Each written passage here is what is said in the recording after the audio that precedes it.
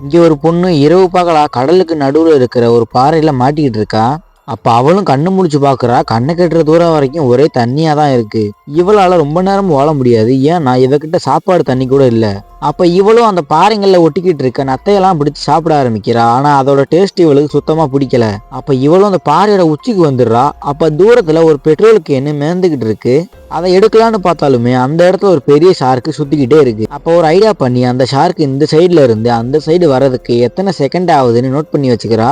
அப்ப அந்த ஷார்க் போன பிறகு தண்ணியில குதிச்சு வேகமா போக ஆரம்பிக்கிறா. அப்ப இவ போறத அந்த ஷார்க்கும் பார்த்துட்டு பின்னாடி துரத்திட்டு வருது. அப்ப இவளும் ஒரு வழியா அந்த பெட்ரோல் கண்ணை எடுத்துட்டு ஆப்போசிட் சைடுல வேகமா போக ஆரம்பிக்கும். அப்ப ஜஸ்ட் மிஸ்ல அந்த பாறை மேல ஏறிடுறா.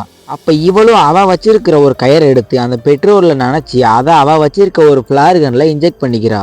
நிறைய பேர் நம்ம வீடியோஸை பாக்குறீங்க, ஆனா யாருமே சப்ஸ்கிரைப் பண்ண மாட்டீங்க. இப்போ வீடியோ பார்க்குற நீங்கள் நம்ம சேனலை சப்ஸ்கிரைப் பண்ணாம இருந்தீங்கன்னா அம்புக்குறி காட்டு எடுத்த வெள்ளக்கில சப்ஸ்கிரைப் பட்டன் இருக்கும், மறக்காம அதோட சப்ஸ்கிரைப் பண்ணிட்டு இந்த வீடியோக்கு லைக் பண்ணிடுங்க. அப்பனா தான் எனக்கு அடுத்த வீடியோ போட கொஞ்சம் மோட்டிவேஷனாக இருக்கும். மறக்காம லைக் பண்ணி சப்ஸ்கிரைப் பண்ணிட்டு இந்த வீடியோ பார்க்க ஆரம்பிங்க. அப்போ இவ அந்த ஷார்க்கை அவளோட பக்கம் வர வைக்க ஒரு கல்லை எடுத்து அவ காலில் கீரலை போட்டு ரத்தம் சொட்ட சொட்ட தண்ணிக்குள்ள காமிக்கிறா. அப்போ இவளும் அந்த ஷார்க்காக வெயிட் பண்ணிட்டு இருக்கும்போது எதிர்பாராத விதமா அந்த ஷார்க் இவளுக்கு பின்னாடி வந்து அட்டாக் பண்ண, அப்போ இவளும் அவகிட்ட இருக்க பெட்ரோல் கேனை அந்த ஷார்க்கோட வாயிலே தூக்கி போட்டு அவ வச்சிருக்க ஃபிளாகனை வச்சு ஷூட் பண்றா.